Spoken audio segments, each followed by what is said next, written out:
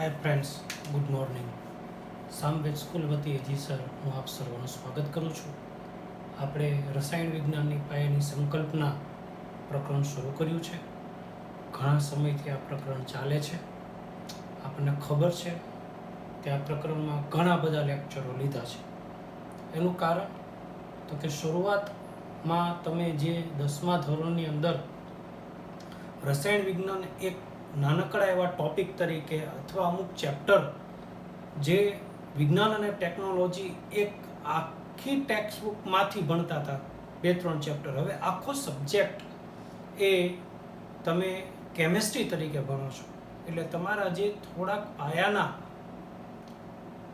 અમુક ટોપિક એ વધારે વિસ્તૃત રીતે સમજાવવા પડે.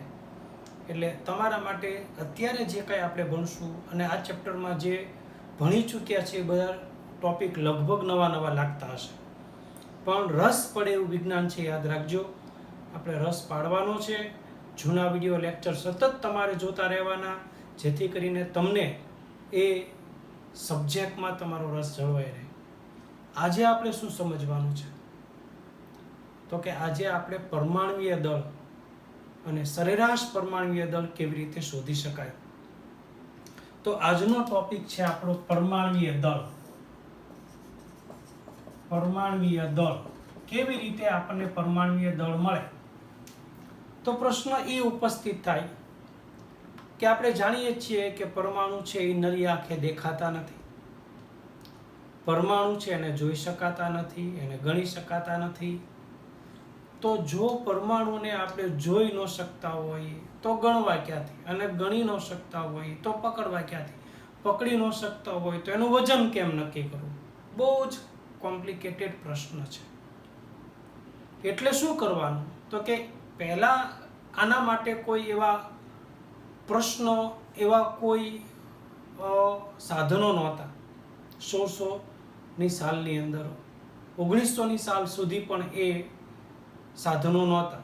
એટલે હાઇડ્રોજન સૌથી હળવો પરમાણુ છે, એનું એક વજન, એક મતલબ શું, 1 કિલોની, 1 ગ્રામની, એકમ રહિત એને એક કહેવાનું. હાઇડ્રોજન એટલે એક ગ્રામે નહીં, કાંઈ નહીં. અને એની સાપેક્ષે બીજા પરમાણુનું વજન છે એની કરતાં 2 ગણું છે, એની કરતાં 3 ગણું છે, એમ ગણવામાં આવતું. પછી દ્રવ્યમાન સ્પેક્ટ્રોમીટર, જેને માસ સ્પેક્ટ્રોમીટર પણ કહેવામાં આવે છે, એ માસ સ્પેક્ટ્રોમીટર કે દ્રવ્યમાન સ્પેક્ટ્રોમીટર નામના સાધનની શોધ થઈ અને એની મદદથી પરમાણુનું દળ છે એ નક્કી કરવામાં આવ્યું.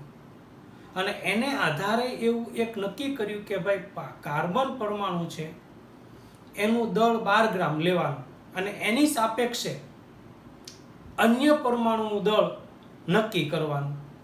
દાખલા તરીકે હાઇડ્રોજન પરમાણુનું દળ છે એ 1 ગ્રામ હોય તો કાર્બનનો 12મો ભાગ થયો. કાર્બન 12 ગ્રામ છે, હાઇડ્રોજન 1 ગ્રામ છે, તો હાઇડ્રોજનનું વજન કાર્બનની સાપેક્ષે કેટલું થયું તો કે 12મો ભાગ જેટલું.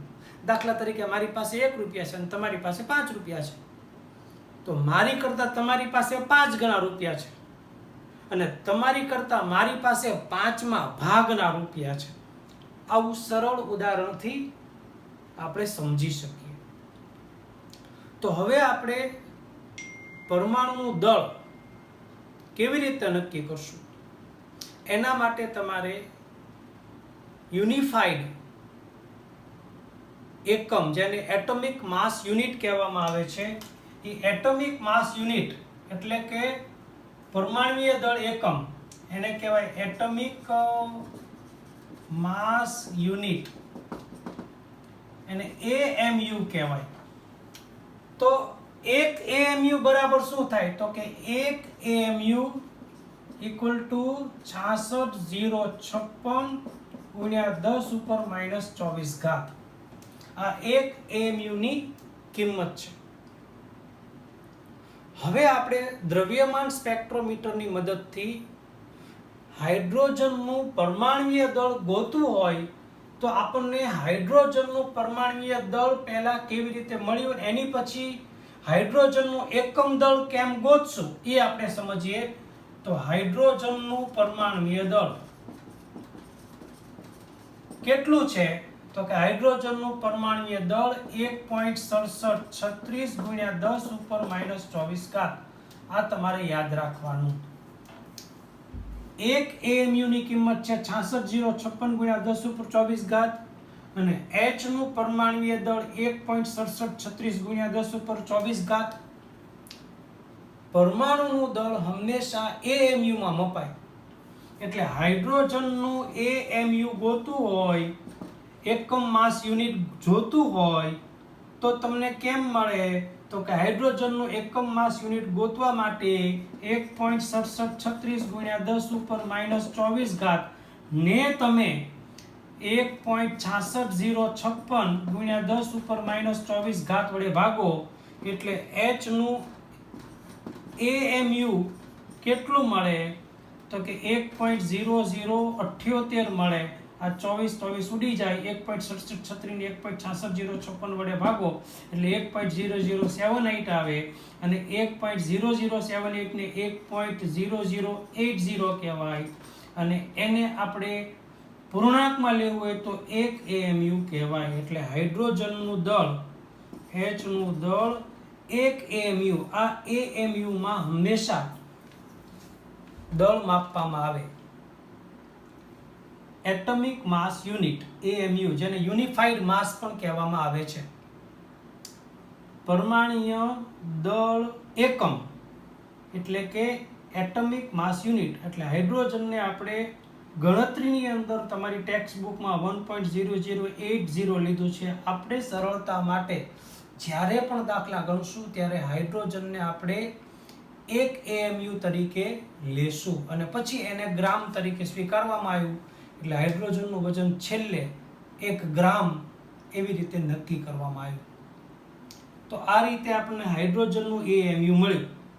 બરોબર. હવે આપણે શું સમજવાનું છે તો કે હાઇડ્રોજન છે એના બીજા કોઈ સમસ્થાનિકો નથી, પરંતુ કાર્બન જેવા તત્વ છે એ તત્વના 3 સમસ્થાનિકો જોવા મળે છે. સમસ્થાનિક શબ્દ તમારા માટે નવો નથી. સમસ્થાનિકની વ્યાખ્યા આપણે એવી રીતે આપી શકીએ કે પરમાણુ ક્રમાંક સરખો હોય પરંતુ પરમાણુ ભારાંક જુદો હોય અથવા તો તત્વમાં પ્રોટોનની સંખ્યા સમાન હોય પણ ન્યુટ્રોનની સંખ્યા જુદી જુદી હોય એને એનો સમસ્થાનિક કહેવામાં આવે છે. તો પ્રોટોનની સંખ્યા કાર્બનમાં 6 જ હોય પણ એક કાર્બનમાં 6 ન્યુટ્રોન, બીજા કાર્બનમાં 7 ન્યુટ્રોન, ત્રીજા કાર્બનમાં 8 ન્યુટ્રોન, બેનો સરવાળો કરો એટલે 6 દુ 12 થાય, 6 ને 7 13 થાય, 6 ને 8 14 થાય. એટલે કાર્બનના 3 સમસ્થાનિક મળે, 12 કાર્બન, 13 કાર્બન અને 14 કાર્બન. હવે એ 3 સમસ્થાનિકમાંથી આપણે કેવી રીતે એની પ્રચુરતા નક્કી કરવી એના માટે આપણે એક આખા ટેબલનો અભ્યાસ કરવો પડશે, જેને આધારે આપણે એવું નક્કી કરશું કે કાર્બનનો પરમાણુય દળ સરેરાશ આપણે બહાર લેવાનું થશે. એટલે આ છે આપણે પરમાણુય દળ ભણ્યા. હવે આપણે સરેરાશ પરમાણુય દળ યાદ રાખવાનું. તમારે 2 વેલ્યુ યાદ રાખવાની છે. યુનિફાઈડ માસ એટલે કે AMU ની કિંમત 1.66056 ગુણ્યા 10 ઉપર -24 ઘાત યાદ રાખવાનું. 1.66056 ગુણ્યા 10 ઉપર 24 ઘાત. હાઇડ્રોજનનું પરમાણુય દળ 1.6736 ગુણ્યા 10 ઉપર 24 ઘાત. એટલે 1.6736 ગુણ્યા 10 ઉપર 24 ઘાત ને 1.66056 ગુણ્યા 10 ઉપર 24 ઘાત વડે ભાગો એટલે 1.0078 મળે. એ હાઇડ્રોજનનું AMU કહેવાય. હાઇડ્રોજનનું યુનિફાઈડ માસ કહેવાય. એ યુનિફાઈડ માસને પછી સરળતા ખાતર એને ગ્રામમાં સ્વીકારવામાં આવ્યું એટલે હાઇડ્રોજનનું દળ પછી 1 ગ્રામ છે એવું સ્વીકાર્યું. એટલે જ્યારે પણ આપણે દળમાં લેશું ત્યારે ગ્રામમાં લેશું અને પછી એને એ કિંમત નક્કી આ રીતે થઈ. તો તમારે શું કરવાનું હતું તો કે પરમાણુય દળને યુનિફાઈડ માસ વડે ભાગ્યું. પરમાણુય દળ હાઇડ્રોજનનું 1.6736 ગુણ્યા 10 ઉપર -24 ઘાત અને યુનિફાઈડની કિંમત છે 1.6606 ગુણ્યા 10 ઉપર -24 એ બેનો ભાગાકાર કરવાથી 1.0078 મળે, જેને 1.0080 કહેવાય, જેને સરળતા ખાતર આપણે 1 AMU કહેવાય. હાઇડ્રોજનનું દળ કેટલું તમારે 1 AMU કહેવાનું, પછી તમારે એને ગ્રામમાં સ્વીકારી લેવાનું.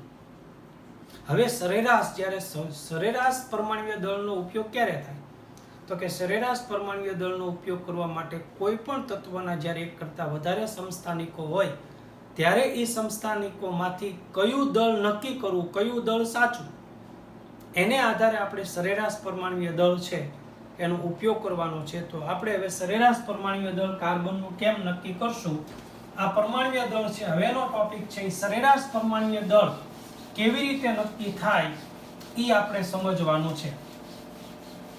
તો સરેરાશ પરમાણ્વીય દળ કાર્બનનું અહીંયા લખું છું, સરેરાશ પરમાણ્વીય દળ કાર્બનના 3 સમસ્થાનિક છે, 3 સમસ્થાનિક છે, એક C12, એક C13 અને એક C14. આ 3 માંથી કયું સાચું દળ એ આપણે નક્કી કરવા માટે આમાં 6 પ્રોટોન છે, પ્રોટોન 6 અને ન્યુટ્રોન 6.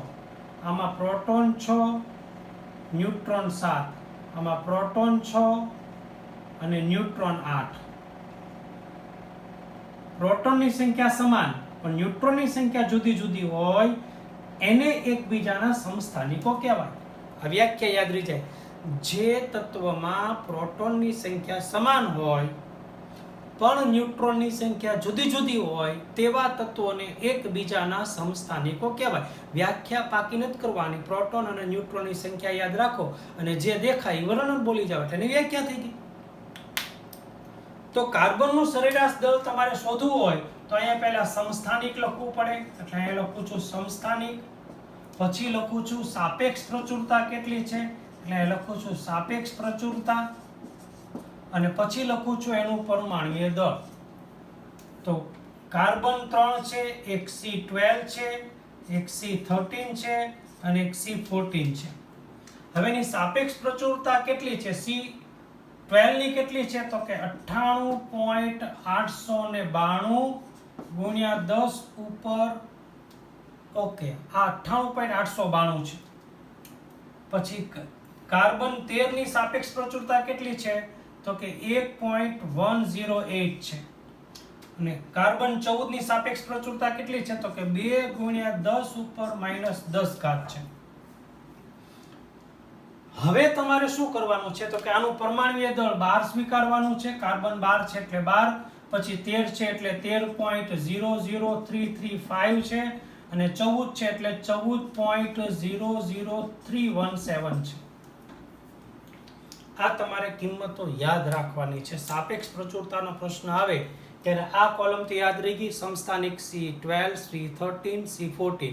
12 ની હારે 12 પોઈન્ટ સમથિંગ, 13 ની હારે 13 પોઈન્ટ સમથિંગ પરમાણુ દળ, અને 14 હારે 14 પોઈન્ટ સમથિંગ. આ વેલ્યુ 98.892, 1.108 ને 2 × 10⁻⁻10.